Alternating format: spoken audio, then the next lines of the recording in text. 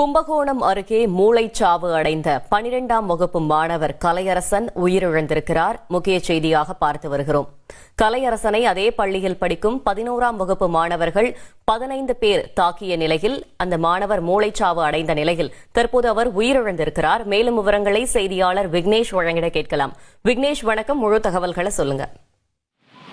வணக்கம் மேடம். கும்பகோணம் பட்டீஸ்வரம் அருகே அறிஞர் அண்ணா மாதிரி மேல்நிலைப் பள்ளியில் 11 மற்றும் 12ஆம் வகுப்பு படிக்கும் மாணவர்கள் நாங்கள் தான் கெத்து என ஒருவருக்கொருவர் பள்ளியில் சண்டையிட்டு வந்துள்ளனர்.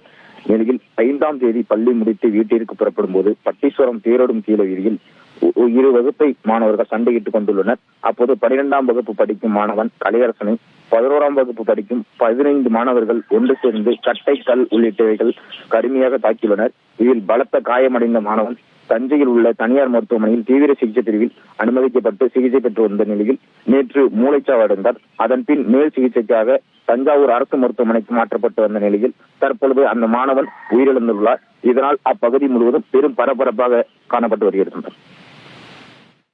தகவல்களுக்கு நன்றி விக்னேஷ்.